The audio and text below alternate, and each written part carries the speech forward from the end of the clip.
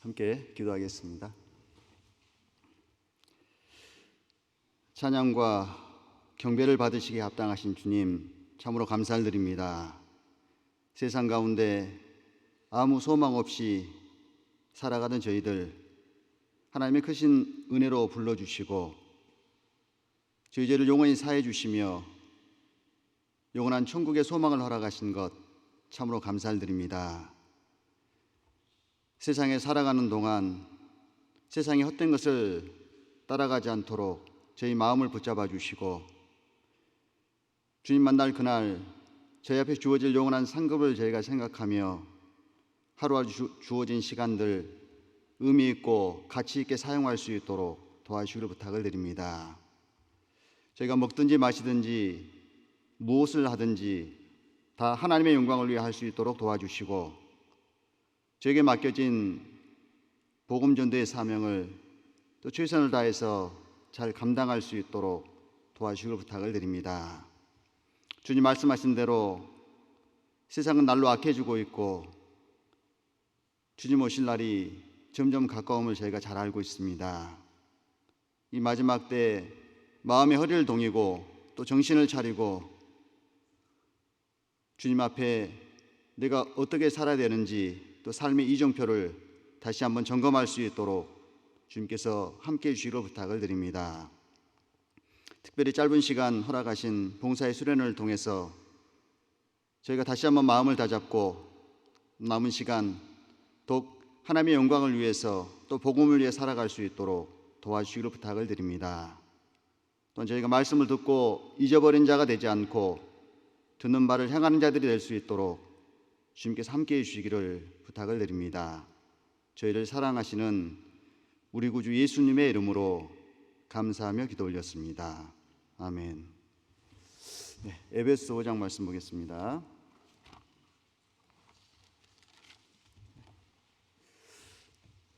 에베소 5장 15절 16절입니다.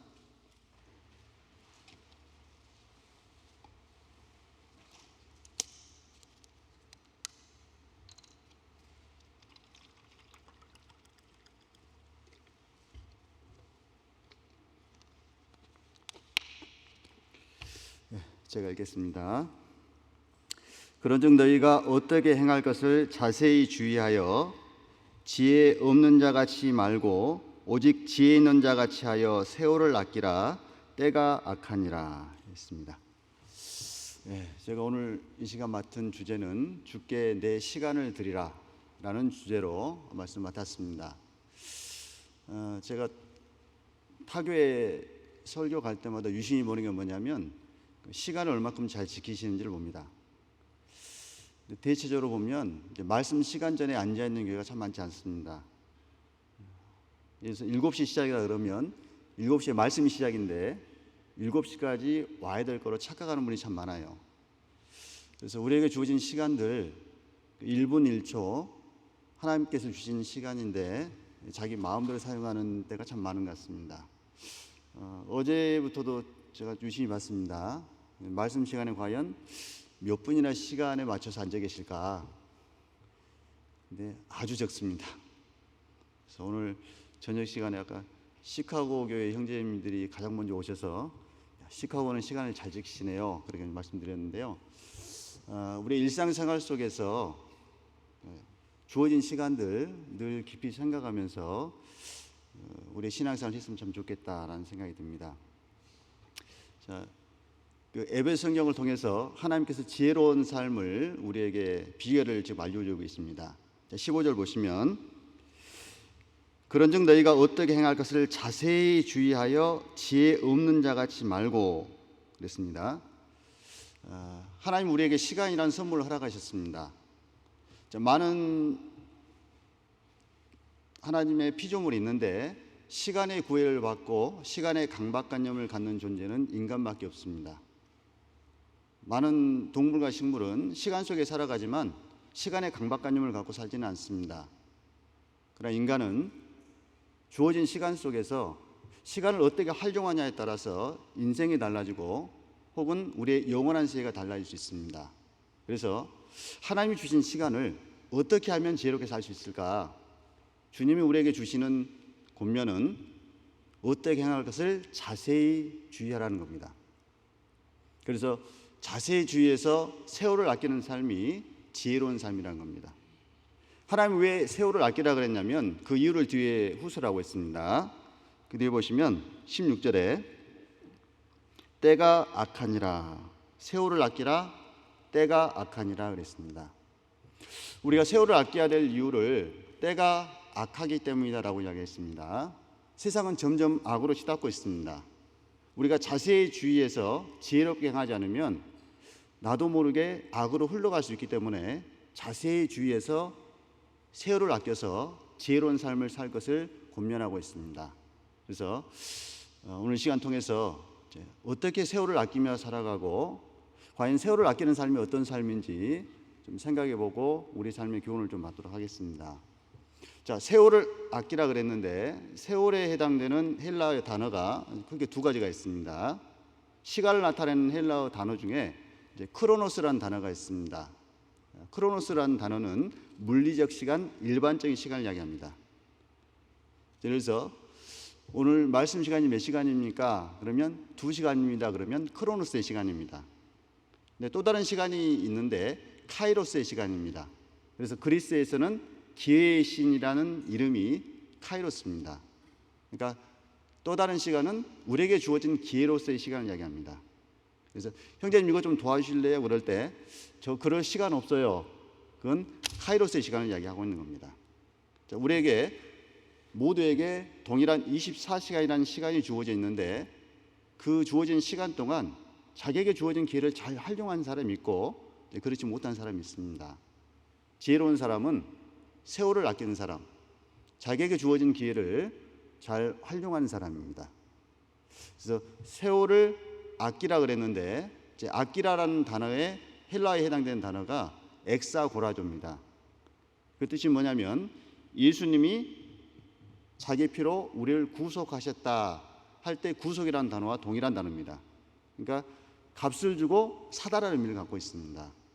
세월을 아끼라 할 때 아끼라는 말은 뭐냐면 뭔가 대가를 치르고 값을 치러서 뭔가 희생을 해서 뭔가 포기를 해서 더 나은 것을 내가 얻는다는 의미가 포함되어 있는 겁니다.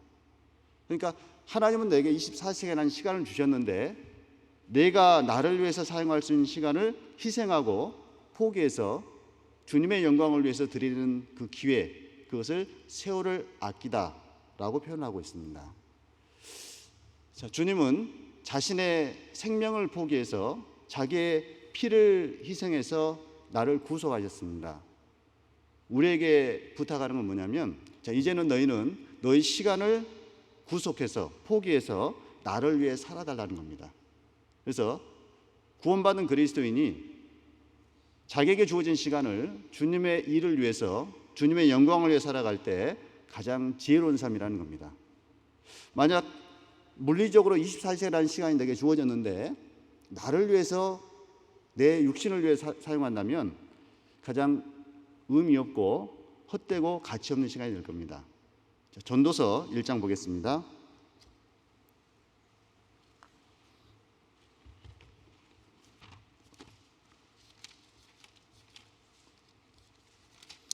전도서 1장 9절 10절입니다.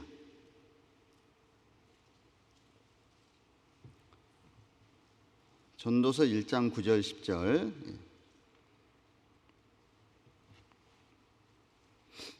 제가 읽겠습니다. 이미 있던 것이 후에 다시 있겠고 이미 한 일을 후에 다시 할지라. 해 아래는 새 것이 없나니 무엇을 가리켜 이르기를 보라 이것이 새 것이라 할 것이 있으랴. 우리 오래전 세대에도 이미 있었느니라. 해 아래 새 것이 없다라고 이야기를 하고 있습니다. 태초에 하나님이 천지를 창조하셨습니다. 창조하시고 반복해서 하신 말씀이 하나님 보시기에 좋았더라라고 이야기를 했습니다. 왜냐하면 하나님이 창조한 모든 것은 새 거였습니다. 그런데 인간이 범죄하면서 세상은 낡아지게 됐고 저주가 임해서 헛되게 됐습니다. 그래서 로마서 8장 20절에 피조물이 허무한 데 굴복하는 것은 자기의 뜻으로 말미암은 것이 아니라라고 이야기했습니다. 그러니까 인간의 범죄 때문에 저주가 임했고 세상은 허무함이 임하게 됐고 전부 다 헛것이 된 겁니다. 그러니까 해 아래 있는 모든 것은 새 것이 하나도 없다는 겁니다. 자, 여기서 전도서를 읽으실 때 해 아래를 잘 이해하기 위해서 다른 단어로 바꾸면 전도서가 잘 이해가 됩니다. 자, 해 아래 새 것이 없다. 그 해 아래를 아담으로 바꾸시면 전도서가 잘 이해가 됩니다. 해 아래 새 것이 없나니 그 말대로 아담 안에는 새 것이 없습니다. 아담의 범죄로 세상은 저주 안에 들어갔고 그 아담 안에 태어난 모든 것은 새 것이 없습니다. 그래서 하나님께서 내게 시간을 주셨는데 해 아래는 새 것이 없기 때문에 해 아래서 나를 위해서 살아간다면 그 시간은 가치 없고 헛된 시간이고 결국은 죽음으로 나아가는 과정일 뿐입니다.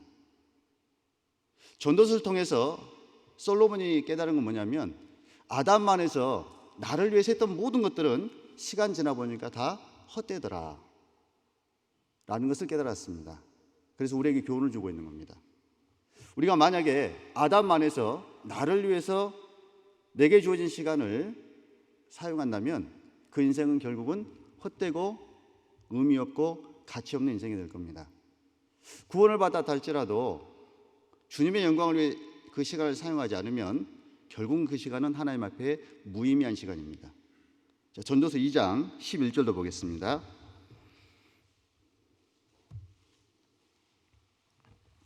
2장 11절 그 후에 본즉 내 손으로 한 모든 일과 수고한 모든 수고가 다 헛되어 바람을 잡으려는 것이며 해 아래서 무익한 것이로다. 보시면요, 그 후에 본즉 내 손으로 한 모든 일과 모든 겁니다. 이해가 없다는 거예요. 모든 일과 수고한 모든 수고가 다 헛되어. 우리가 세상 살아가는 동안 많은 일도 하고 많은 수고를 합니다. 어떤 사람은 세상에 아주 훌륭한 기여를 하는 사람도 있습니다. 사람을 살리는 약을 개발한 사람도 있고 세상에 편리한 많은 문명의 이기를 만들어서 세상에 기여한 사람도 많이 있습니다. 그러나 해 아래서 아담 안에서 내가 수고했던 모든 시간들은 결국은 시간 지나가면 다 헛되고 다 무익하다는 겁니다. 그래서 해 아래서 무익한 것이로다. 아담 안에서 결국 내가 아무리 수고해도 주님과 상관없이 사용하는 것은 다 헛된 시간이라는 겁니다. 그러니까 그냥 세상에 태어나서 우리가 세상 속에서 열심히 살다 가면 결국 그 인생은 헛된 인생일 뿐이라는 겁니다. 그래서 예수님이 이 땅에 오신 겁니다. 예수님이 왜 오셨냐면 해 아래 새 것이 없기 때문에 이 땅에 오셔서 그 저주의 원인인 죄를 해결하시고 하나님 안에서 우리를 새로운 피조물로 만들기 위해서 예수님이 이 땅에 오신 거예요. 자, 고린도후서 8장 보겠습니다. 고린도후서 5장 17절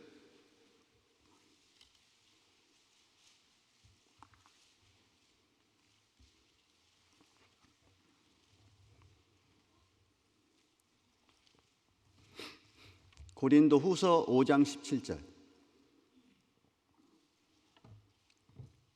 그런즉 누구든지 그리스도 안에 있으면 새로운 피조물이라 이전 것은 지나갔으니 보라 새 것이 되었도다. 전도서에서는 해 아래 새 것이 없다고 말씀했습니다. 그러니까 아담 안에는 새 것이 없습니다. 그런데 그리스도 안에서는 새로운 피조물이 됐고 새 것이 된 겁니다. 그러니까 우리가 구원을 받았다면 주님 안에 들어왔고 주님 안에 들어온 인생은 새 것이 된 겁니다. 그러니까 구원받은 인생은 남기는 삶을 살 수 있는 자격을 얻었고 하나님이 허락하신 시간을 하나님의 뜻대로 순종하며 살아갈 때 그 인생은 남는 인생이 되는 겁니다. 자, 이 보면 놀라운 말씀인데요. 누구든지 그리스도 안에 있으면 새로운 피조물이고 보라 새 것이 됐다고 이야기합니다. 그러니까 우리는 새로운 피조물이고 새 것이 됐기 때문에 새로운 삶을 살 수 있는 능력이 우리 안에 들어온 거예요. 그래서 구원받고 나면 우리 삶이 변화되죠. 왜 변화됩니까? 그리스도 안에서 새 것이 됐기 때문에 그렇습니다. 근데 교회 안에서 놀라운 사실을 발견하는데, 구원받았다고 신앙간증하고 10년 지나고 20년 지나고 30년이 지나도 마냥 그대로인 분이 계셔요. 그런 거 느끼시죠? 어떻게 저렇게 안 변할까? 세월이 그렇게 흘렀는데. 세상 교육만 제대로 받아도 사람이 변화되는데, 하물며 말씀 속에서 교제 가운데서 수십 년 있었는데 어떻게 변하지 않을 수 있을까? 생각해 보면 과연 새로운 피조물 됐을까? 라는 의문이 들 때가 많습니다. 교회 안에 100% 다 구원 받으셔서 새로운 피조물 됐다면 참 다행인데, 그렇지 않은 경우가 꽤 있는 거예요. 저희 교회 안에도, 저희 남일리너 교회 말고요, 저희 전체 교회 안에도 구원받지 못하고 교회 안에 같이 계신 분들이 꽤 있다고 생각을 합니다. 어떻게 알 수 있습니까? 변화가 없어요. 어떻게 그렇게 장담합니까? 저희 아버지 때문에 장담해요. 저희 부모님이 30년 넘게 저희 교회에 다니고 계시는데 변화가 없어요. 과연 그분들만 그럴까? 아닙니다. 우리 스스로 이 시간 점검해 볼 필요가 있습니다. 과연 나는 새로운 피조물 됐을까? 과연 나는 새로운 삶을 살고 있을까? 내가 지금 부여받은 시간들, 이 사용하는 시간이 하나님 앞에 남겨진 시간으로 기록될까? 생각해 보셔야 됩니다. 아주 중요한 문제입니다. 그리스도 안에 들어오면은 새 것이 됐습니다. 그렇다면 우리의 새 것이 된 우리의 인생에서 나오는 삶은 하나님이 받으실 만한 새로운 삶이 반드시 돼야 되는 거예요. 예의가 없습니다. 영원한 속죄 이야기를 하고 그리스도의 피를 이야기하지만 새로운 삶이 내 삶 가운데 나오지 않는다면, 아무리 시간 지나도 변화가 없다면 심각하게 생각해 볼 문제라고 생각합니다. 왜냐하면 내가 사용하는 모든 시간이 정말 의미 있고 영원히 기억되느냐 되지 못하느냐는 하나님 앞에서 내가 새 것이 됐느냐 그렇지 않느냐에 달려있기 때문에 그렇습니다. 우리가 구원받기 전에 보냈던 모든 시간들, 내가 아무리 세상적으로 잘 나갔고 아무리 많은 것을 이뤄놨다 할지라도 그것은 다 헛되고 무익한 것들입니다. 그러나 구원받은 이후에 정말 하나님의 사랑을 깨닫고 주님의 영광을 위해서 하나님 은혜에 보답하는 삶을 하루하루 살고 있다면 더 이상 우리 인생은 헛되지 않고 무익하지 않고 가치 있는 인생이 될 겁니다. 하나님 앞에 영원히 기억되는 인생, 또 영원히 남는 인생이 될 겁니다.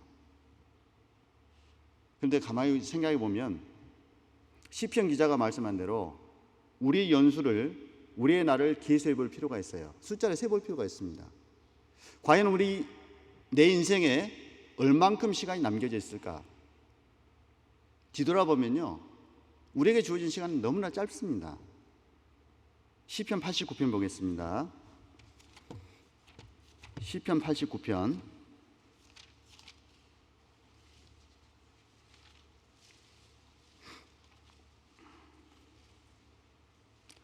47절입니다.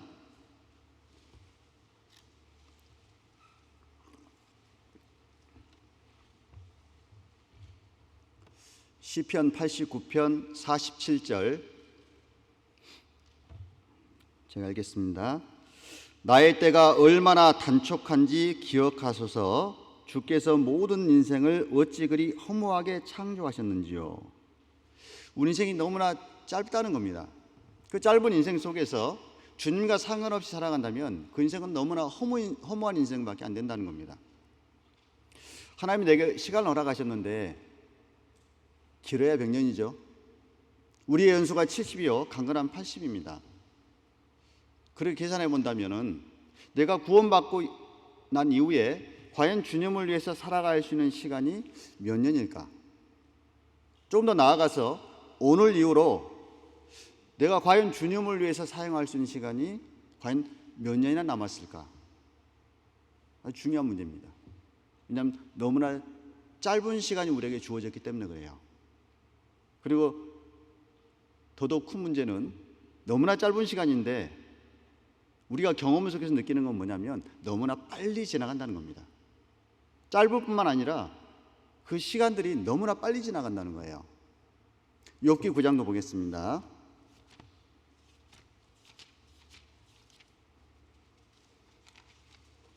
욥기 9장 25절 26절입니다.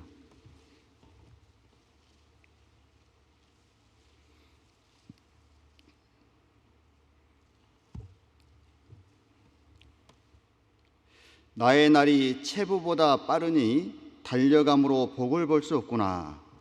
그 지나가는 것이 빠른 배 같고 움킬 것에 날아내리는 독수리와도 같구나. 나의 날이 체부보다 빠르다 그랬습니다. 다른 번역에 보면 경주자보다 빠르다는 겁니다. 여러분 경주할 때 보면 최선을 다해서 전력을 다해서 달리잖아요. 그러니까 그 경주자보다 너무나 빨리 지나간다는 거 시간이. 그러니까 내가 세상에서 복을 볼 수 없구나. 세상에서 정말 좋은 거 누릴 시간이 없다는 겁니다. 여러분 세상에서 뭐가 복이겠습니까? 뭐가 진짜 나이겠어요? 없다는 거예요. 시간 흘러가면서요 점점 느는 건 약통이랍니다. 약 많이 드시죠? 해가 지나가면요 양이 많아진대요. 목사님들 보면요 전도연수회 때 보면 꺼내놔요. 이렇게 보면 약통입니다. 너무나 빨리 지나가서 좋은 날 보기 어려워요. 너무나 짧은 인생, 너무나 빨리 흘러가는 인생입니다. 그러니까 세상에서는 낙이 없는 거예요. 해 아래서 내게 주어진 시간 동안 진정한 낙은 우리가 누릴 수가 없습니다. 그런데 짧은 시간, 너무나 빨리 흘러가는 시간인데 우리 모두에게는 공평하게 동일한 시간이 주어져 있습니다. 그런데 그 시간을 사용하는 모습은 각각 다릅니다. 동일한 시간이 주어졌는데 어떤 사람은 시간을 잘 활용한 사람이 있고 어떤 사람은 그냥 흘려보낸 사람이 있습니다. 거기에 따라서 주님 앞에 서는 그날 내게 주어질 칭찬과 상급은 전혀 다르게 나타날 겁니다. 태초에 하나님이 천지를 창조하시니라. 하나님이 천지 만물을 창조하셨습니다. 그리고 첫째 날 빛을 만드셨습니다. 빛을 만드신 이후에 저녁이 되며 아침이 되니 이는 첫째 날이니라. 하나님은 천지 만물을 창조할 뿐만 아니라 시간도 창조하셨습니다. 그래서 우주의 모든 만물은 시간의 제약 속에서 시간이 흘러가면서 점점 낡아지고 있습니다. 새로운 하나님 앞에서 만들어진 모든 피조물은 하나님이 창조한 시간 속에서 각각 자신의 삶을 살아가고 있어요. 각각 다른 모양으로 살아가고 있습니다. 시편 104편 보겠습니다.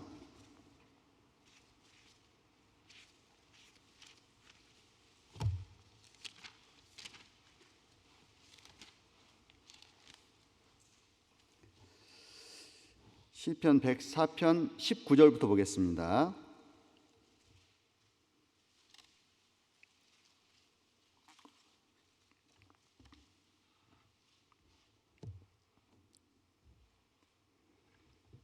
제가 읽겠습니다. 여호와께서 달로 절기를 정하시며 해는 그 지는 것을 알도다. 주께서 흑암을 지어 밤이 되게 하시니 살림의 모든 짐승이 기어 나오나이다. 젊은 사자가 그 잡을 것을 쫓아 부르짖으며 그 식물을 하나님께 구하다가 해가 돋으면 물러가서 그 굴열에 눕고 사람은 나와서 노동하며 저녁까지 수고하는도다. 하나님께서 모든 만물을 창조하시고 시간의 흐름 속에 모든 것을 다스리고 계십니다. 보시면 여호와께서 달로 절기를 정하시며 달을 통해서 계절의 변화를 하나님께서 정하셨습니다. 달로 절기를 정하시며 해는 그 지는 것을 알도다. 해는 때가 되면 다 집니다. 그래서 하나님이 창조한 모든 창조물은 하나님이 허락하신 시간 속에서 자기 역할을 충실히 하고 살아가는 겁니다. 20절에 주께서 흑암을 지어 밤이 되게 하시니 살림의 모든 짐승이 기어 나오나이다. 이제 해가 져서 밤이 되면 이제 살림의 짐승들이 활동할 시간이 되는 겁니다. 짐승들은 자기에게 허락된 시간, 주어진 시간 동안 자기를 하며 살아갑니다. 그리고 21절에 젊은 사자가 그 잡을 것을 쫓아 부르짖으며 그 식물을 하나님께 구하다가 해가 돋으면 물러가서 그 굴혈에 눕고, 사자는 야행성이기 때문에 이제 하나님 앞에서 자기 먹을 걸 구하다가 때가 되면은 이제 자기 자리에 딱 가는 거예요. 그리고 해가 돋으면은 그때부터 사람의 삶이 시작되는 겁니다. 23절에 사람은 나와서 노동하며 저녁까지 수고하는도다. 우리 인생 그렇죠? 사람은 나와서 수고하며 노동하며 저녁까지 수고하는도다. 우리 인생은요, 아침에 다 시작해서 노동하고 모양은 다르지만 결국은 저녁까지 수고하는 인생입니다. 인생은 매일매일 노동하면서 수고하면서 살아가고 있습니다. 근데 문제는 매일매일 수고하고 노동하면서 시간을 보냈는데 과연 무엇을 위해서 내가 수고하고 있고 무엇을 위해서 힘쓰고 있을까? 과연 오늘 내가 살아가는 삶이 하나님 앞에 어떤 인생으로 기록될까? 우리가 생각해 볼 필요가 있습니다. 왜냐하면 한번 내가 사용한 시간은 다시 돌아올 수 없습니다. 그리고 그 시간은 정해져 있다는 거예요. 우리가 앉아있는 이 시간도요, 세계 곳곳에서 누군가는 부여받은 시간을 다해서 죽어가는 사람이 곳곳에 있을 겁니다. 매일매일 세상에서 죽어가는 사람은 반드시 있어요. 하나님 허락한 시간을 다 사용한 겁니다. 우리 각자도 언젠가는 내게 주어진 시간 다 쓰고 하나님 앞에 설 날이 반드시 있습니다. 여러분, 과연 나한테 딱 1년만 주어져 있다면 여러분 어떻게 시간을 사용하시겠습니까?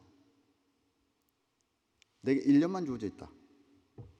그럼 지금까지 내가 살아온 것처럼 하루하루를 그렇게 보내겠습니까?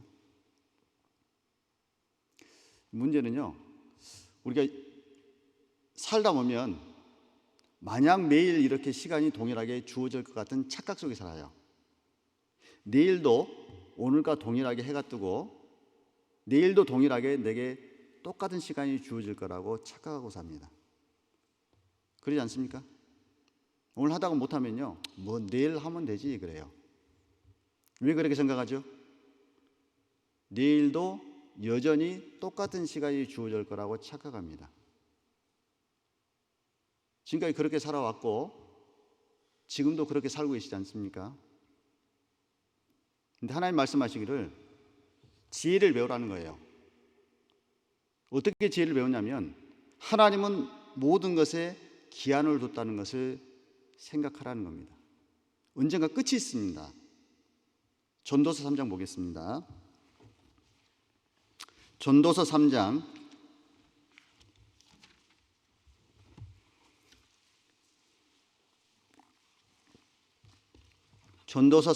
1절입니다.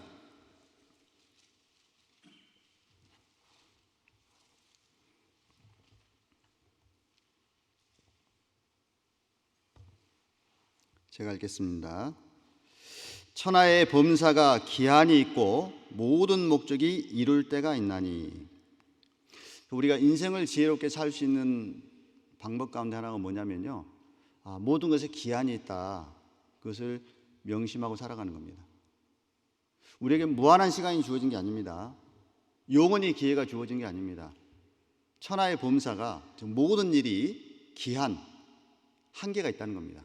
끝이 있다는 거예요. 우리가 이 땅에 발을 딛고 살아갑니다. 하나님이 천지 만물을 시작하실 때가 있었습니다. 하나님 말씀하시기를 언젠가 하나님이 창조한 모든 피조물을 끝낼 때가 있다는 겁니다. 시편 102편 보겠습니다. 시편 102편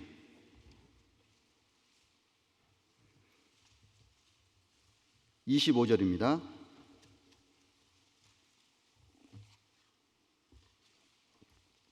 시편 102편 25절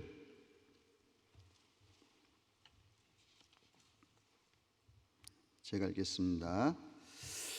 주께서 옛적에 땅에 기초를 두셨사오며 하늘도 주의 손으로 지으신 바니이다. 천지는 없어지려니와 주는 영존하시겠고 그것들은 다 옷같이 낡으리니 의복같이 바꾸시면 바뀌려니와 주는 여상하시고 주의 연대는 무궁하리이다. 하나님이 태초에 천지를 창조하셨습니다. 주께서 옛적에 땅에 기초를 두셨고 하늘도 주의 손으로 지으셨습니다. 이 피조의 세계는 그러시면 언제는 끝난다는 거예요. 그래서 천지는 없어지려니와 이 세상 언젠가 끝납니다. 그래서 이 세상을 장망성이라고 그러잖아요. 그러니까 내가 장차 없어질 세상 가운데 소망을 두고 살아가면 결국 세상 끝날 때 그것도 다 무너지게 되어 있습니다. 예수님께서 말씀하시기를 너희 재물을 하늘에 쌓아두라고 이야기했습니다. 우리에게 있어서 가장 가치 있는 것 어디에 쌓아둘 거냐? 아주 중요합니다. 자, 여러분 살아가시면서요 뭐가 제일 중요하세요? 내 인생에서 뭐가 제일 중요하십니까? 중요한 게 없습니까? 김남진 집사님 뭐가 제일 중요하세요? 네, 내가 제일 중요하죠. 우리 인생에 있어서 가장 중요한 게 있다면 아마 시간일 겁니다. 왜냐하면 시간은 곧 생명이기 때문에 그렇습니다. 시간 지나가면 내 생명의 불꽃도 언젠가는 꺼지게 되어 있습니다. 그러니까 내 인생에 있어서 가장 중요한 건 돈도 아니고 집도 아니고 차도 아니고 시간입니다. 가장 가치 있는 게 시간입니다. 그 시간을 어디에 쌓아둘 거냐? 예수님 말씀하시기를 내 재물을 하늘에 쌓아두라. 가장 가치 있는 것을 하늘에 쌓아두면서 살아가는 게 가장 지혜로운 겁니다. 하나님 말씀하시기를 천지는 없어질 거다. 그러니까 세상 가운데 세상 것을 위해서 시간을 사용하면서 살아가는 건 어리석은 인생이라는 겁니다. 반면에 주는 영존하시겠고 하나님은 영원히 존재하시는 분입니다. 주님을 위해서 내게 주어진 시간을 사용한다면 내가 사용했던 그 모든 시간은 영원히 기억될 겁니다. 그게 가장 지혜로운 인생이라는 겁니다. 천지 만물은 기한이 있습니다. 언젠가 끝나게 되어 있습니다. 하나님이 허락하신 인류의 역사도 끝이 있습니다. 하나님이 계획하신 모든 일들이 이루어지면 언젠가 세상이 끝이 온다고 이야기했습니다. 이사야 46장도 보겠습니다.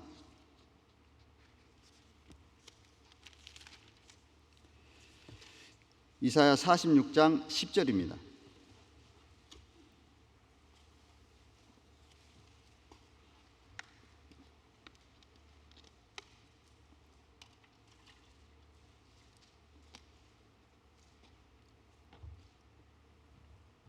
제가 읽겠습니다.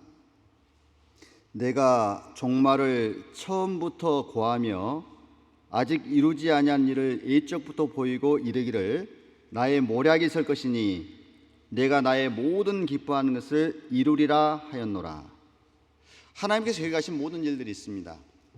그리고 하나님이 계획한 모든 하나님의 계획이 다 끝나면은 종말이 온다는 겁니다.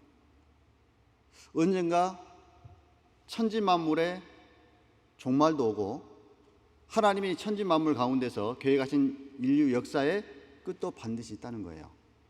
우리는 그 하나님이 계획하신 역사의 한 토막 가운데 살고 있습니다. 그렇게 생각해 보면 우리 개인에게 주어진 우리 인생의 기한도 반드시 있다는 겁니다. 영원히 살진 않겠죠. 언젠가 태어난 날이 있었고 언젠가 우리 인생의 종말이 반드시 온다는 겁니다.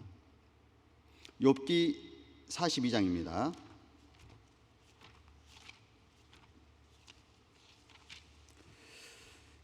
욥기 42장 17절입니다.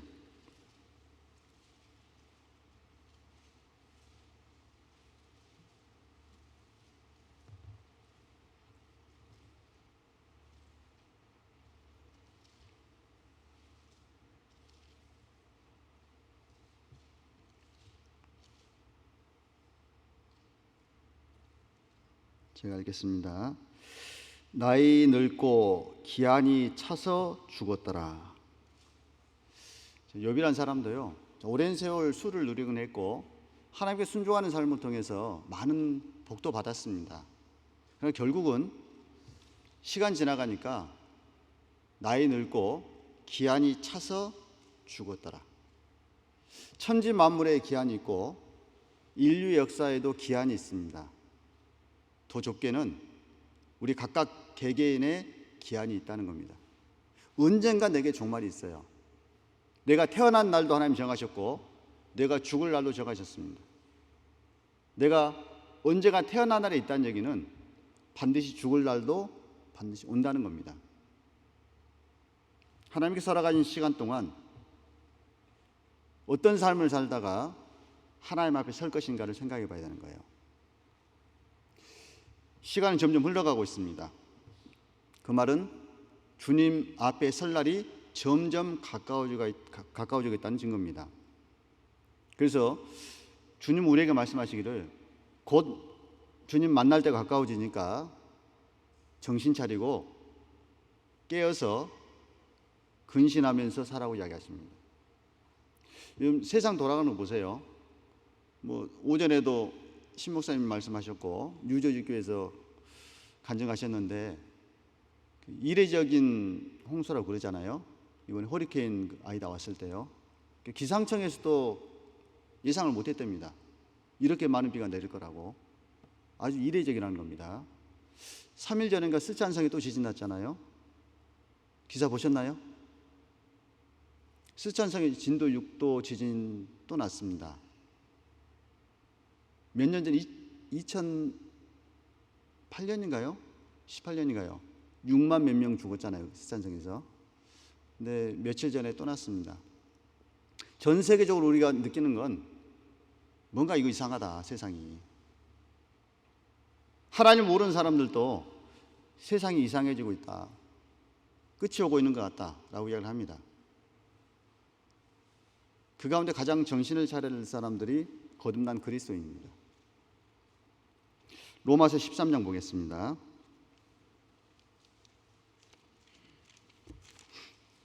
(13장) 11절입니다.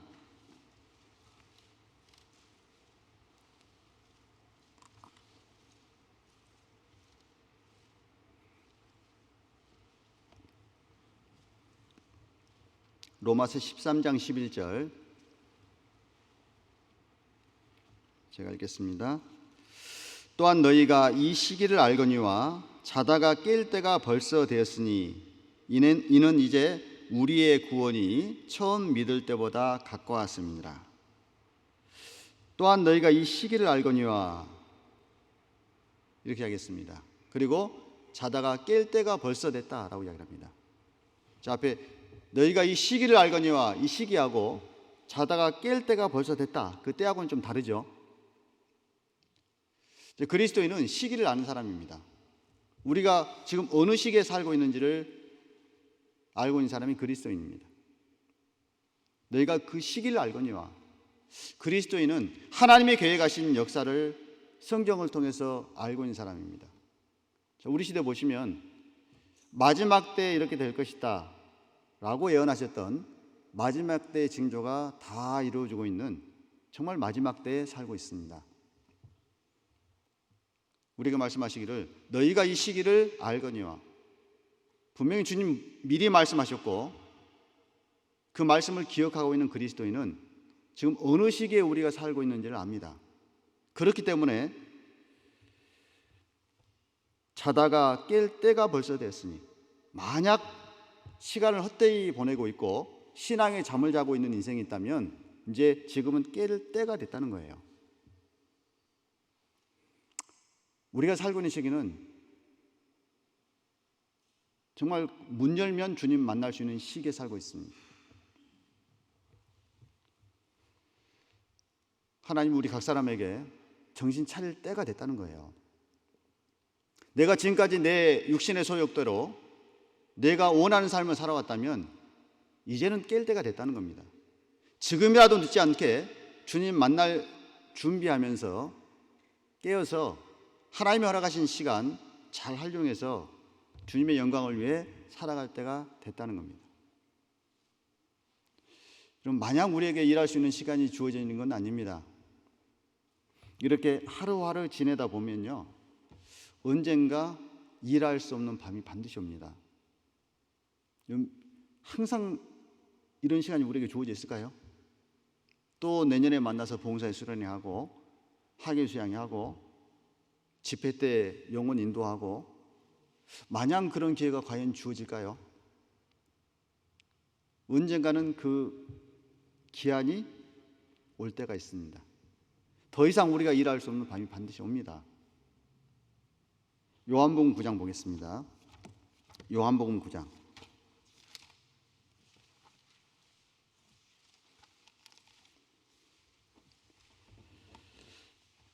9장 4절입니다.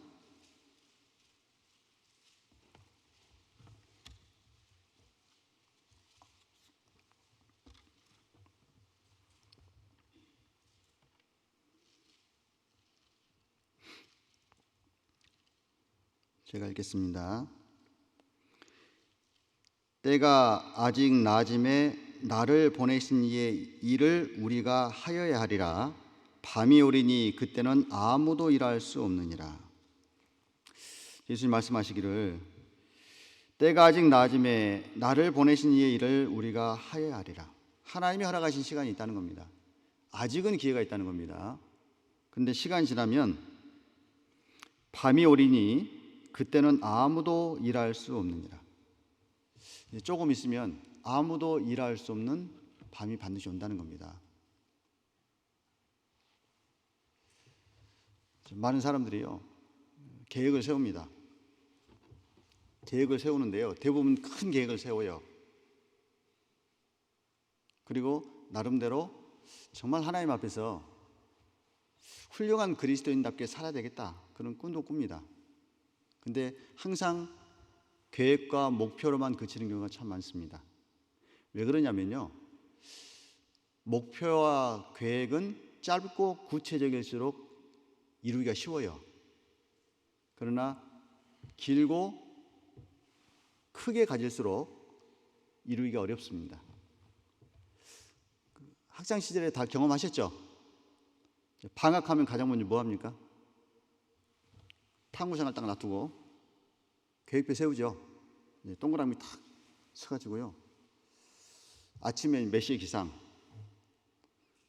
몇 시까지 공부, 점심 잠깐 놀고 공부, 저녁 시간 취침.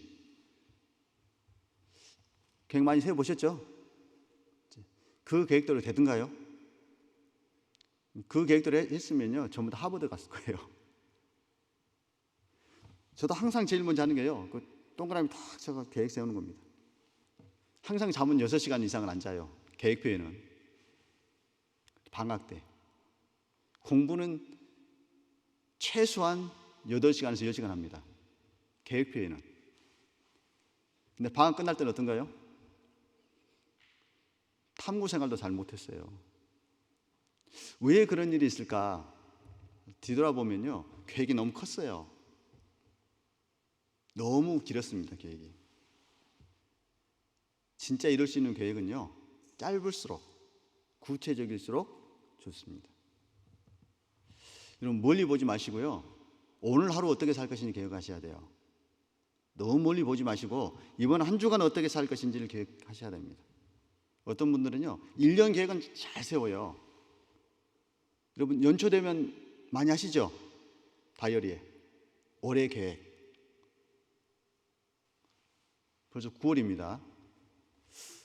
어떠신가요? 올해 계획하신 대로 얼마나 되셨나요? 성경 올해는 몇 독 하겠습니다. 계획하셨죠? 그것도 안 하셨어요? 계획한 대로 되시고 계시나요? 계획을 구체적으로 세우신 분은요 될 겁니다. 근데 너무 방대하게 세우는 분은요 마음은 온인데 이것저것 하다 보면 그냥 지나가 버려요. 그러면 나중에 포기합니다. 지금 하나님께서 우리에게 일할 수 있는 시간을 허락했습니다. 언제가 때가 되면 더 이상 일할 수 없는 밤이 옵니다. 하나님이 내게 허락하신 시간, 그 귀한 선물은 다른 시간이 아닙니다. 지금입니다. 말씀을 듣고 있는 시간, 내게 지금 가장 중요한 시간이에요. 지금 시간을 잘 활용한 사람은요 인생도 성공하고 신앙생활도 성공합니다. 늘 다음으로 미루는 사람은 인생이 항상 똑같아요. 성공한 인생은 지금 내게 주어진 시간을 얼만큼 잘 활용하느냐 거기에 달려있다고 생각할 수 있습니다. 우리가 구원받은 것도 왜 구원받았냐면요 내게 기회가 주어졌을 때 그때 그 순간을 잘 붙잡았기 때문에 구원받은 거예요. 고린도후서 6장 보겠습니다. 고린도후서 6장 1절 2절입니다.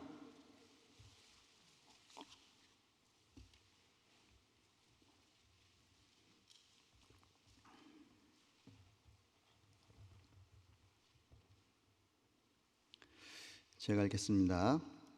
우리가 하나님과 함께 일하는 자로서 너희를 고난하노니 하나님의 은혜를 헛되이 받지 말라. 가라사대 내가 은혜 받을 때 너를 듣고 구원의 날에 너를 도왔다 하셨으니 보라 지금은 은혜 받을 만한 때요 보라 지금은 구원의 날이로다. 우리가 갈망하는 게 하나님의 구원과 은혜입니다. 근데 그 구원과 은혜를 받을 수 있는 기회는 다른 때 있는 게 아니고 지금입니다. 보라 지금은 은혜 받을 만한 때요 보라 지금은 구원의 날이로다. 지금입니다. 그러니까 지금이라는 그 순간을 잘 잡는 사람은 인생에서 복을 누릴 수 있고 그 기회를 놓친 사람은 하나님이 허락하신 분복을 놓치는 겁니다. 다음에 기회 될 때 전도해야지, 내년부터 봉사해야지, 내년부터 수양에 다 참석해야지. 그런 분이 항상 똑같아요. 여러분 혹시 내일이면 집 지으리세 들어보셨어요? 내일이면 집 지으리세 안 들어보셨어요? 그 티벳 우화에 나오는 새인데요, 실제 존재하는 새는 아닙니다. 티벳 우화에 나오는 새인데 내일이면 집 지으리라는 새가 있어요. 히말라야 산맥에 있습니다. 너무 추워서 비바람이 불고 눈보라 치고 너무 추운데 내일이면 집 지으리라는 새가요 집이 없어요. 그래서 다른 집 처마 밑에서 막 떨고 있습니다. 밤새 얼마나 춥겠어요. 눈보라 치면서요 뼛속까지 막 추위가 팍 파고듭니다.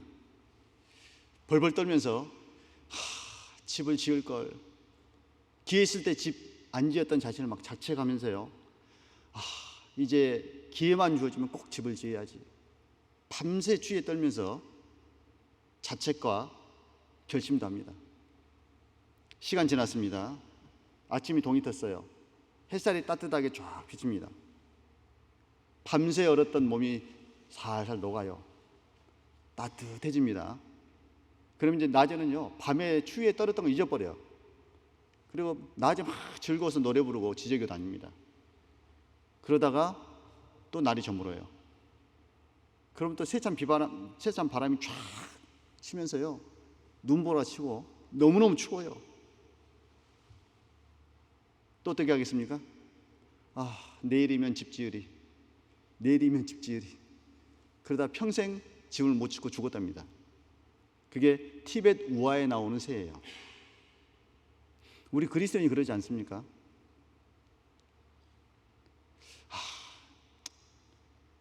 올해 계획한 대로 성경 몇 동 했어야 되는데, 올해 정말 결심한 대로 누구 전도했어야 되는데, 내년에 해야지. 내년 되면요 똑같이 바빠져요. 어떤 분은 바빠서 못한다는 핑계를 많이 댑니다. 바빠서 전도도 못하고, 바빠서 수요 말씀도 못 나오고, 바빠서 봉사도 못하고, 못해요. 내년 되면 한 가지일까요? 어떻게 생각하십니까? 갈수록 더 바빠질 거예요. 중요한 건 바쁜 일이 많이 있지만 우선순위가 중요하다는 겁니다. 하나님 내게 시간을 허락하셨는데 왜 시간을 허락하셨냐면 그 시간을 주님을 위해서 사서 드리라고 허락하신 거예요. 여러분, 세월을 아끼라 그랬습니다. 그냥 주님을 위해서 사라지는 게 아니에요.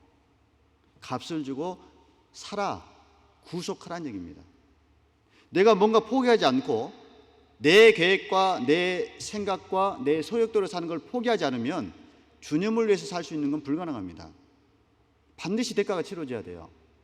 예수님이 십자가에서 피를 흘리지 않았으면, 그 대가를 치르지 않았으면 우리 영혼이 구원받는 게 불가능합니다. 반드시 포기가 필요해요. 반드시 희생이 필요하고 대가가 필요합니다. 그게 세월을 아끼라는 겁니다. 주님은 우리에게 세월을 아끼라, 다른 말로 하면 값을 주고 살아라고 이야기를 하십니다.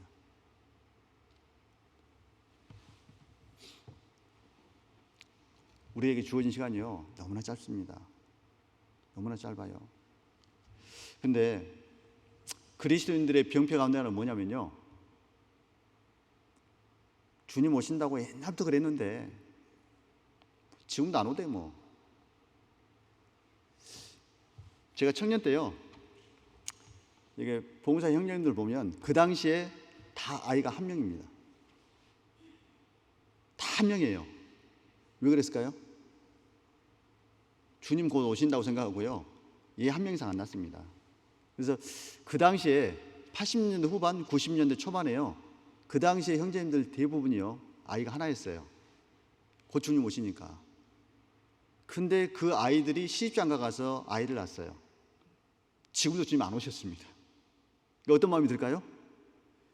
주님 곧 오신다더니 아직까지 안 오셨네. 맨 마지막 때라고 그러고 주님 곧 오신다고 그러는데 아직 안 오셨네. 그러니까 마음 가운데 뭐 오시긴 오실 건데 지금은 아니겠지, 그런 마음이 살며시 들어옵니다. 그러면요 세월을 아끼는 게 어려워요. 게을러집니다. 누가복음 12장 보겠습니다.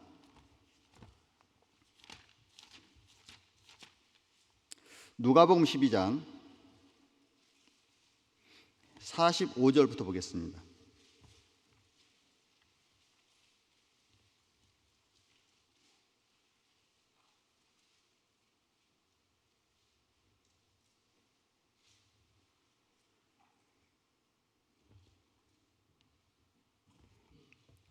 제가 읽겠습니다. 누가복음 12장 45절부터 만일 그 종이 마음에 생각하기를 주인이 더디 오리라 하여 노비를 때리며 먹고 마시고 취하게 되면 생각지 않은 날 알지 못하는 시간에 이 종의 주인이 이르러 엄히 때리고 신실치 아니한 자의 받는 율에 처하리니 주인의 뜻을 알고도 예비치 아니하고 그 뜻대로 행치 아니한 종은 많이 맞을 것이요 알지 못하고 맞을 일을 행한 종은 적게 맞으리라. 무릇 많이 받은 자에게는 많이 찾을 것이요 많이 맡은 자에게는 많이 달라 할 것이니라. 마지막 때가 되면 될수록요, 만일 그 종이 마음에 생각하기를 주인이 더디오리라 하여, 더디오리라 라는 마음을 가지면 마음은 나태해지고 삶은 게을러집니다. 죄는 살며시 들어옵니다. 여러분, 출애굽한 이후에 이스라엘 백성이 광야 생활을 했습니다. 모세가 시내산에 율법 받으러 올라갔습니다. 그런데 시간 지나도 모세가 안 내려오는 거예요. 밑에서 뭐 했습니까? 아론을 중심으로 해서 금송아지 만들었습니다. 왜 금송아지 만들었다고 성경에 되어 있죠? 금송아지를 만들었던 원인이 뭐였습니까? 저가 더디 내려옴을 보고 했습니다. 모세가 더디 내려오는 거예요. 그리스도인의 마음 가운데요, 더디 오리라 그러면요, 자기 방법이 나오고 자기 생각이 나오고 자기 욕심이 나오게 되는 거예요. 마지막 때가 되면 될수록 그리스도인들이요, 마지막 때라는 단어에 너무 익숙해져서 무뎌집니다. 예수님 말씀하시기를 그러므로 인자가 올 때 믿음을 보겠느냐, 정말 깨어있는 믿음 볼 수 있겠느냐, 예수님 경고하셨습니다. 우리 마음 가운데 지금 주님 오실 수 있다, 그런 마음으로 살아가면 깨어있을 수 있습니다. 지금 내가 주님을 위해서 살아야 된다, 깨어있을 수 있습니다.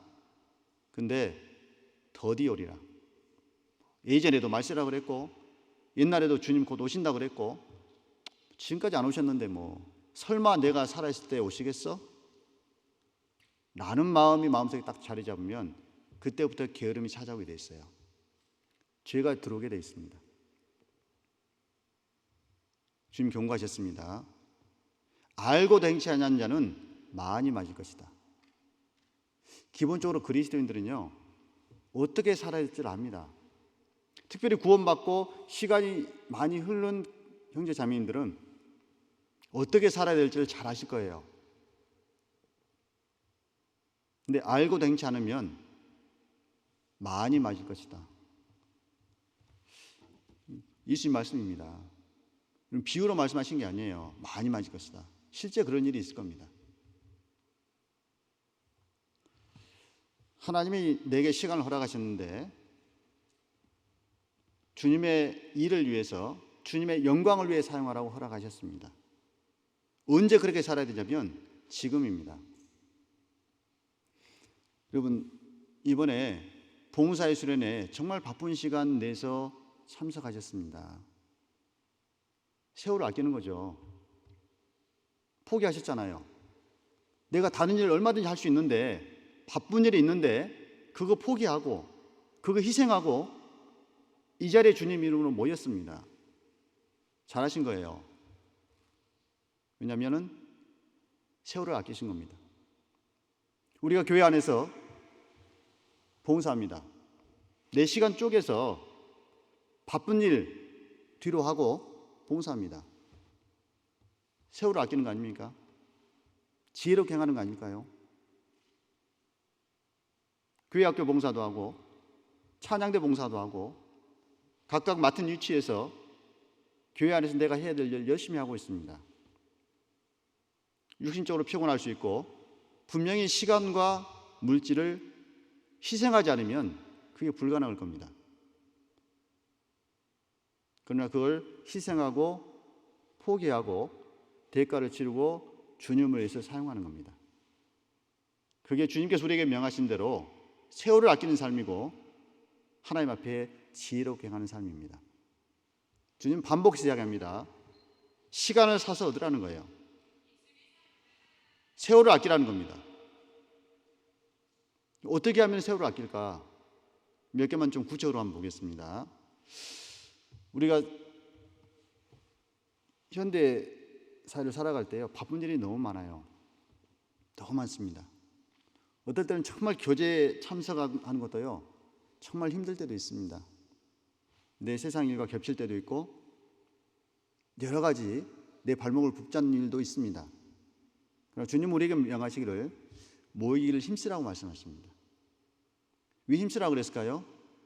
힘쓰지 않으면 모이기가 어렵기 때문에 그렇습니다. 히브리서 10장 보겠습니다. 히브리서 10장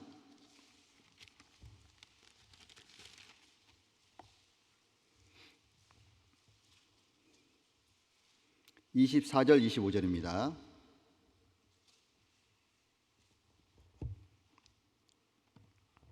제가 읽겠습니다.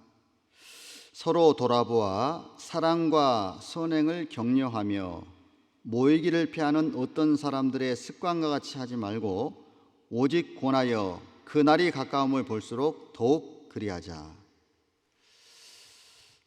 우리가 사랑과 선행을 서로 격려하고 함께 모여서 서로 위로가 되고 힘을 얻고 주님 일을 함께 모사를 나누고, 그건 우리 시간의 희생 없이는 불가능합니다. 바쁜 일 없어서 모이는 분은 없을 거예요. 나는 너무 시간이 남아 돌아서 할 일 없어서 왔습니다. 그런 분 없을 거예요. 다 바쁜 중에도요, 일하다가 빨리빨리 부랴부랴 끝내고 오신 분도 참 많고, 정말 일할 수 있는데 그거 포기하고 오신 분도 참 많습니다. 왜냐하면 주님 명령하셨으니까, 모이기를 힘쓰라고 말씀했으니까요. 제가 인천교회에서 신앙생활 할 때요, 이제 청년 때입니다. 그때는 수요 말씀도 있고 구묘 말씀도 있었잖아요. 주중에는 수요 말씀, 구묘 말씀, 주일 말씀 있고 그랬는데요. 요리사 하는 형제님이 있었어요. 요리사. 중국 요리인데 63빌딩에서. 그럼 63빌딩에서 이제 인천교회까지 올라오면요, 전철 1호선 아시죠? 일명 지옥철입니다. 사람이 얼마나 많은지요. 그걸 타고 내려오는 거예요. 너무 사람 많으세요. 이렇게 쫙 내려오면은 이제 교회당 딱 도착하면은, 어떨 때는 그 형제님 도착하면요, 수요 말씀 막 기도하고 아멘 하고 끝날 때가 있고, 어떨 때는 딱 도착했는데 이미 끝나서 형제님 인사할 때도 있고, 끝나는 시간이 대부분 그 시간이에요. 그런데 안 빠집니다. 우리가 논리적으로 이성적으로 생각해 보면요, 굳이 수요 말씀 들으러 가는데 말씀도 못 듣는데 굳이 뭐 피곤하게 거기까지 가, 그런 생각할 수 있잖아요. 근데 온다니까요. 와요. 오면은 어떤 일이 생기냐면, 형제님들이요, 말씀을 많이 듣지는 못했지만요, 온 그 마음 자체가 벌써 마음에 주님 앞에 들여진 거예요. 힘이 있는 겁니다. 오면 그 오는 형제 딱 보는 형제 자매들이요, 마음에 힘을 얻어요. 덕이 됩니다. 이 형제님들이요, 비록 말씀 시간에 다 참석 못하지만 어떨 때는 한 말씀 들을 때도 있고, 어떨 때는 전혀 못 들을 때도 있고, 근데 신앙이 튼튼하게 자라가요. 왜 그럴까요? 피곤하지만 그 시간 주님께 드린 겁니다. 희생한 거예요. 모이기를 힘쓰라는 말씀에 순종한 거예요. 우리가 하나님께서 명하신 대로요, 모이기를 힘쓰잖아요. 시간이 지나가 보면 내 신앙이 자라는 걸 느낄 수 있을 거예요. 왜냐하면 내 거 포기했으니까 주님 반드시 채워주십니다. 그리고 주님은 구원받은 우리에게 힘써 복음을 전하라고 말씀하셨습니다. 이런 복음 전하려면요, 시간과 물질 희생 없이는 복음 전하기가 어렵습니다. 디모데후서 4장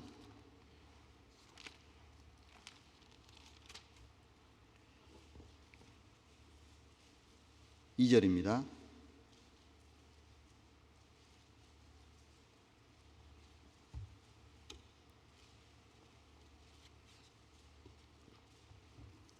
디모데후서 4장 2절.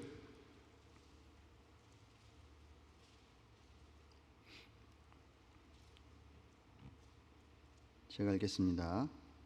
너는 말씀을 전파하라. 때를 얻든지 못 얻든지 항상 힘쓰라. 범사에 오래 참음과 가르침으로 경책하며 경계하며 고나라. 우리 잘 아시는 대로 디모데후서는 사도 바울의 유언과 같은 편지입니다. 사도 바울이 죽기 전에 감옥에서 가장 마지막으로 보낸 편지가 디모데후서잖아요. 그러니까 죽음 앞에서 사람이 죽음에 임박했을 때요, 하는 말들은 가장 중요한 말일 거예요. 죽음 앞에서 내가 남길 수 있는 말이 많지 않은데 만약 그 말을 남긴다면요, 가장 중요한 말을 남기지 않겠어요? 이 사도 바울이 죽음 앞에서 그 사랑하는 아들과 같은 제자 디모데에게 편지를 쓴 겁니다. 뭐라고 편지를 쓰냐면, 넌 때를 얻든지 못 얻든지 말씀을 전파하라. 정말 사랑했던 제자 디모데에게 마지막으로 부탁하는 말씀 중에 하나가 때를 얻든지 못 얻든지 말씀을 전파하라. 다른 번역에 보면 기회가 좋든지 기회가 안 좋든지 복음 전파라는 겁니다. 늘 우리가 전도할 수 있는 좋은 기회만 오는 건 아닙니다. 참 어려운 상황도 주어지고요, 내가 꼭 뭔가 희생해야지 그 사람을 만날 수 있고 그 사람에게 복음을 전할 수 있을 때가 참 많습니다. 내가 그 명령에 순종한다면요, 그게 세월을 아끼는 모습 가운데 하나라고 할 수 있습니다. 말씀을 전파하라. 때를 얻든지 못 얻든지, 기회가 좋든지 좋지 않든지 항상 힘쓰라고 했습니다. 항상입니다. 시간이죠. 우리가 전도는요, 집회 때만 하는 게 아니에요. 어떤 분들은요, 평소에는 가만히 있다가 집회만 되면 연락하는 분들이 있어요. 집회만 되면 전화번호 찾아보고 카톡 찾아보고 이번엔 누구한테 전화할까? 그러면요, 그 전도 받는 분들이 다 알아요.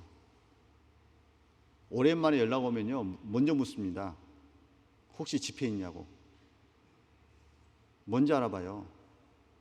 왜 그럴까요? 항상 힘쓰지 않아서 그래요. 집회 때만 힘써서 그렇습니다. 주님 우리에게 명령하시기를 항상 힘쓰라 그랬습니다. 집회 때만 전도하는 게 아니고, 집회 때는 내가 전도했던 영혼들 말씀 앞으로 인도하는 거고, 전도는 항상 하는 겁니다. 때를 얻든지 못 얻든지 그 모습이 하나님 앞에 세월을 아끼는 모습입니다. 그리고 하나님께서 구원받은 우리에게 맡기신 일들이 있습니다. 그 주어진 봉사에 내가 힘써서 최선을 다할 때 세월을 아끼는 모습이라고 할 수 있습니다. 베드로전서 4장 보겠습니다. 베드로전서 4장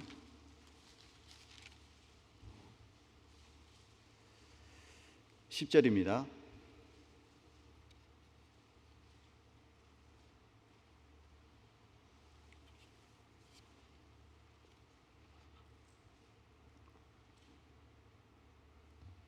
제가 읽겠습니다.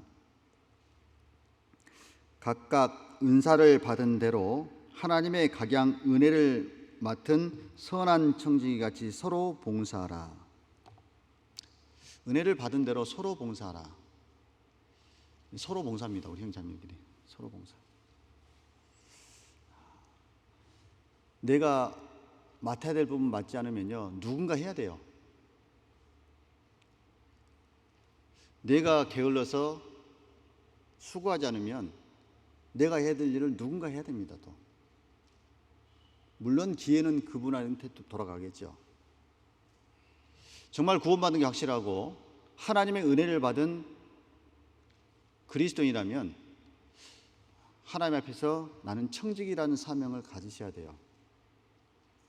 하나님이 내게 맡기신 물질에 대한 청직이, 그리고 하나님이 내게 허락하신 시간에 대한 청직이라는 사명감을 갖고 계셔야 됩니다. 구원받은 그리스도인은 재물도 내 것이 아니고 시간도 내 것이 아니고 단지 하나님이 허락하신 모든 것들의 관리인일 뿐이다 라는 걸 기억하셔야 돼요. 그러니까 주인의 뜻에 맞게 주인에게 맡기신 것을 잘 사용하는 사람이 하나님 앞에 선한 청증입니다. 우리 각자에게 큰 일이든 작은 일이든 봉사가 다 주어질 겁니다. 특별한 봉사가 안 주어지더라도 할 일은 다 있습니다. 과연 내가 교회 안에서 지체로서 또 거듭난 그리스도인으로서 주님을 위해서 내가 뭘 해드릴 수 있을까? 주님 안에서는요, 작은 게 없다고 그랬잖아요. 사람은요, 물질적인 크기, 보이는 크기 가지고 판단을 합니다. 더 귀하고 덜 귀하고 그걸 판단을 합니다. 그러나 하나님 안에서는요, 마음으로 판단하시는 거예요.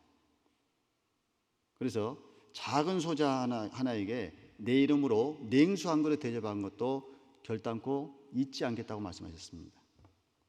정말 주님을 사랑하는 마음으로, 주님을 위해서 드리고자 하는 마음으로 했던 모든 일들, 크든 작든 주님 받으십니다. 그게 내게 주어진 기회를 잘 사서 주님께 드리는 겁니다. 사도행전 21장 보겠습니다. 사도행전 21장 19절입니다.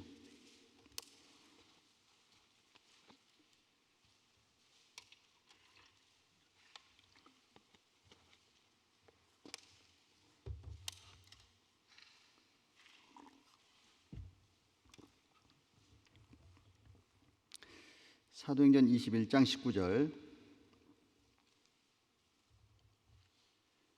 바울이 문안하고 하나님이 자기의 봉사로 말미암아 이방 가운데서 하신 일을 낱낱이 고하니. 예루살렘에 가서 사도 바울이 보고하기를 하나님이 자기의 봉사로 말미암아 이방 가운데서 하신 일을 낱낱이 고했습니다. 자기의 봉사, 선교죠. 사도 바울은요, 정말 목숨을 내걸고 선교를 했습니다. 그걸 자기의 봉사라고 이야기를 한 거예요. 여러분, 사도 바울이 걸어갔던 그 길이요, 짧게는 3년, 길게는 5년입니다. 사도 바울이 1차, 2차, 3차 전도여행, 또 4차 때 로마에 감옥여행 갔잖아요. 그 전도여행 갔던 그 길을 따라가 보면요, 차를 타고 다닌 것도 아니었고 비행기를 타고 다닌 것도 아니었고 걸어 다녔습니다. 그리고 그 당시는요, 산길이 너무 험했어요. 산이 너무 험하다 보니까 강도도 많았습니다. 그러니까 사도 바울이 간증하기를 강의 위험과 강도 위험과 많은 위험을 통과했잖아요. 춥고 기온차가 얼마나 심합니까? 그 사도 바울이 걸어갔던 쭉 선교의 발자취를 따라가 보면요, 정말 험한 길이었어요. 하루 이틀도 아니고 걸어서, 그리고 가는 곳마다 환영받는 일보다는 핍박받고 미움을 받고 때로는 돌에 맞기도 하고 죽을 만큼 맞아서 성 밖에 내쳐지기도 하고, 그럼 또다시 일어나서 복음 전하러 가고. 왜 그랬습니까? 하나님께서 자신에게 주신 그 시간, 남은 인생이 주님 거라고 생각한 거예요. 세월을 아끼기 위해서 사도 바울은 에베소교에 자신이 쓴 편지처럼 포기했습니다. 심지어 자신의 목숨까지 포기했습니다. 사도행전 20장 24절에 있는 것처럼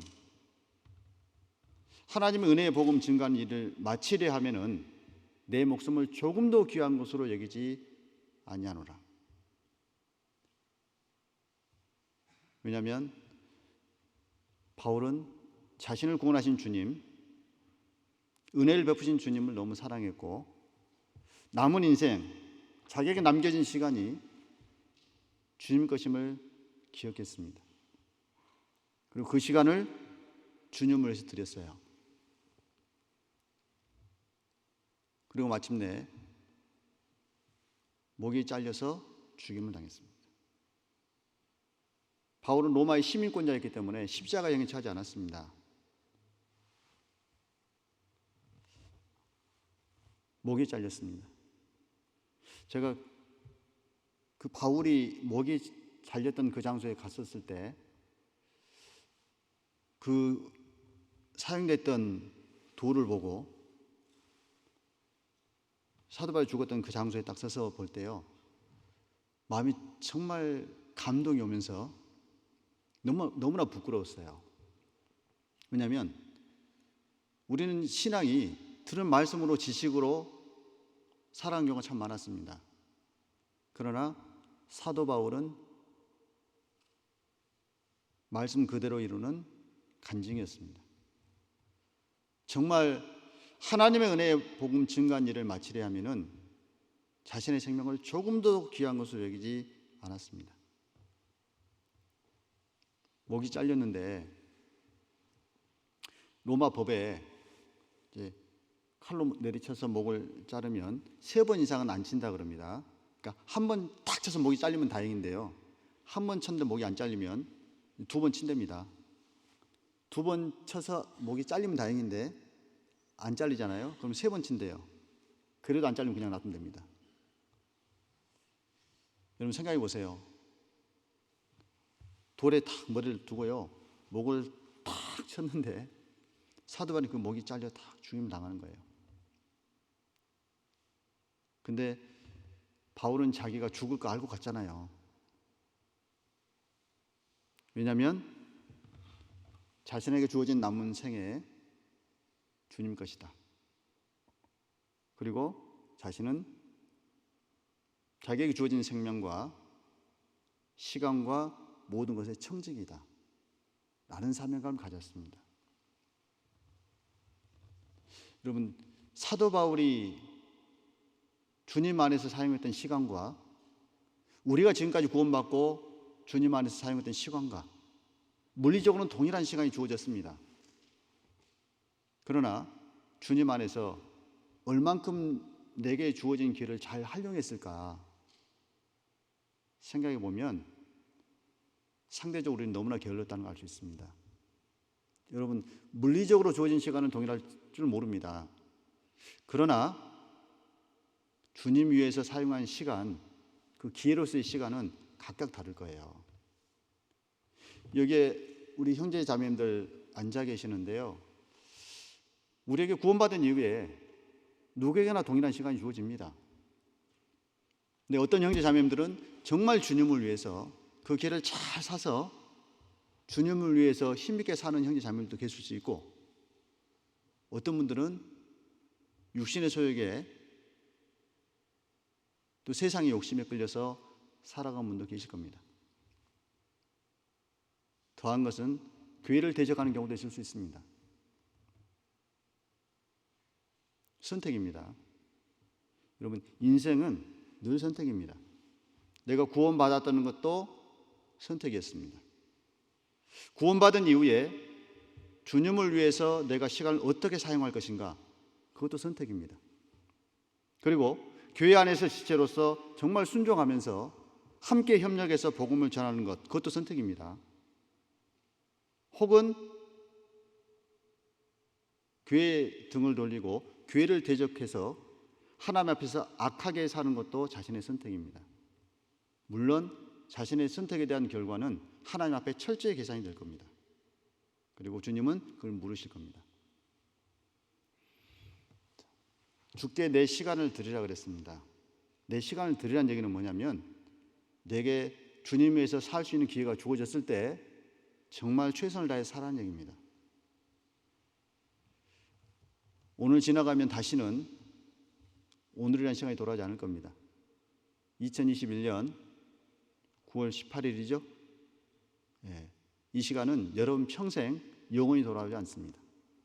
그 말은 무슨 말이냐면, 오늘 하루 정말 주님을 위해서 살 수 있는 기회가 있었는데 그를 놓친 분에게는 그 기회는 다시는 돌아오지 않는다는 얘기입니다. 내일도 마찬가지일 겁니다. 2021년 9월 19일 하나님이 또 하루라는 시간을 축복으로 허락해 주실 겁니다. 과연 그 시간을 내가 어떻게 사용하느냐.